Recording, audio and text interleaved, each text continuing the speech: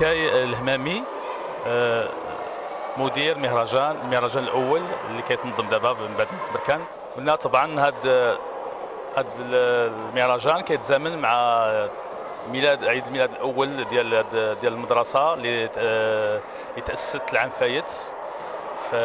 دونك كيتزامن مع هذا العيد الميلاد. وحنايا كما قلت باغيين نمشيو لقدام بهذا لا ديسيبلين تاع الباسكيت. رحاوي مدرب اتلتيك كلوب بني زناسن كبار ومدير التقني ديال الفيستيفال. بون نهضروا شويه على الفيستيفال. احنا الحمد لله مع شراكه مع مدرسه اشبال بركان لكره السله استطعنا باش ننظموا هذا المهرجان وعطينا له هذا الاسم مهرجان باش نقلعوا لا بريسيون، نقلعوا داك الضغط على لي زيكيب وعلى اللاعبين نتاع الفوغانيي لو تورنوا وداك الشيء. الوغ عطينا في المهرجان باش نعطي واحد الاشعاع ديال كره السله سورتو بالمنطقه الشرقيه. هذه المناسبه بغيت نشكر بزاف الفرق اللي جات اليوم، بالاخص اللي قطعت مسافات طويله كلاردن اللي جات من فرنسا وكاتحاد فاس اللي جا من مدينه فاس. الرحمن الرحيم.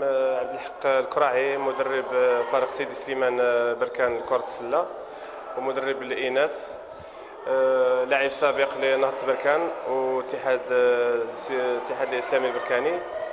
الآن أود الشكر فريق أتلتيك بني زناسن وفريق مدرسة شباب بركان على هذه المبادرة الطيبة اللي كنا ننتظروها منذ مدة، والحقيقة واخا جات متأخرة ولكن في الوقت ديالها نيشان. بالنسبة للمشاركة كانت ناجحة، وبالنسبة لي هذا الفيستيفال كان ناجح من الأول حتى الآن، ما غادي في الطريق الصحيح. وبالنسبة للفئات العمرية حاضرة بما فيهم الإناث والصغار. بالنسبه للفريق سيدي سليمان بركان اللي تم التاسيس ديالو هذه ظرف السنه الرابعه، بالحضور ديالو موجود من الناحيه ديال الاناث والناحيه ديال الصغار، والمشاركه ديالهم فاعله. وبالنسبه للفرق الاخرى اللي ما فيهم وجده وبني زناسن ونهضة بركان والفريق الفرنسي حاضرين بقوه، والحمد لله تم التوفيق بحضور الفريق الإناث ديالنا بجميع العناصر ديالو. Bonjour, salam alaikum, Faisal Rennam, ex-entraîneur de la RSB Berken sur la saison 2012-2013, où on a remporté, j'ai eu la chance de remporter avec l'équipe de Berken la première coupe du trône de l'histoire du club. Donc Berken c'est particulier. C'est dans mon cœur, les gens ici, quand je reviens, c'est comme si c'était chez moi, c'est ma famille. Donc après un passage à Essaouira l'année dernière où j'ai joué la Coupe arabe des clubs champions, j'ai décidé de rentrer en France et de me mettre dans la formation de jeunes. Et après, au niveau du Lardin, Salazar Basket, ça se trouve entre Brive en France et Périgueux, où on est reconnu en France en étant essentiellement un club formateur féminin, avec quelques garçons. En termes de formation féminine, on a aujourd'hui 2 filles qui ne sont pas venues, elles sont internationales françaises, elles sont en équipe de France, donc elles n'ont pas pu faire le déplacement. On est vraiment un club formateur. Et quand M. Hicham Fethi, qui à l'époque faisait partie du bureau directeur de la RSB Berken en 2012-2013, on a échangé par téléphone, il m'a invité, il m'a convié à son événement. C'est une personne que j'adore humainement et professionnellement parlant. C'est quelqu'un qui sait faire les événements. J'ai répondu présent pour le premier festival de la formation Balkania. Ça me fait quelque chose de revenir dans cette salle où on a gagné beaucoup de choses. Voilà. Moi, je tiens à saluer le public balkani que je ne verrai pas parce que je reste qu'une semaine, et en espérant les revoir. Et puis Inch'Allah, pourquoi pas de nouvelles aventures. C'est vraiment quelque chose qui restera unique pour moi, même en France. Des moments comme j'ai vécu ici, même dans ma carrière de joueur, j'en ai jamais vécu. Alhamdoulilah, Berken, c'est dans mon cœur.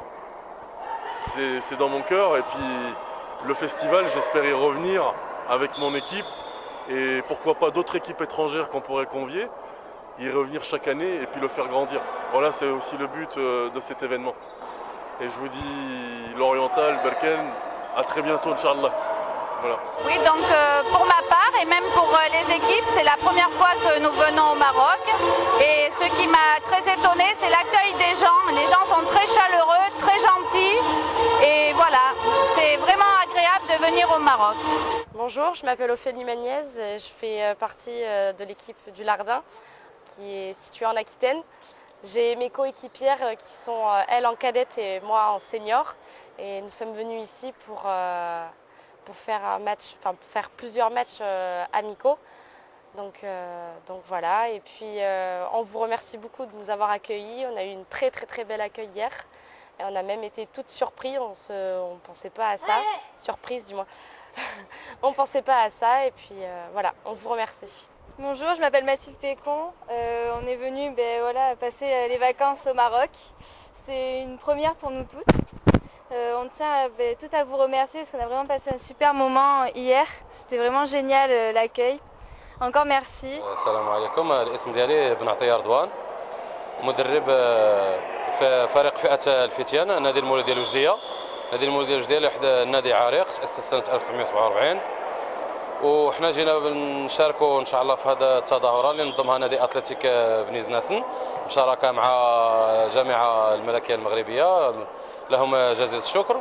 وجينا ان شاء الله باش نحاولوا نشوفوا ليفوليسيون ديال ليكيب ديالنا فين واصله وباش يحتكوا مع فرق اجنبيه ويحتكوا مع الفرق على حسب بركان الجاره ديالنا عندنا تربطنا بها علاقات ونتمنوا يكونوا بحال هاد التظاهرات ان شاء الله في جميع المدن ونقدروا نوصلوهم بجهد الله ونشكروا جميع المساهمين في هذه التظاهره.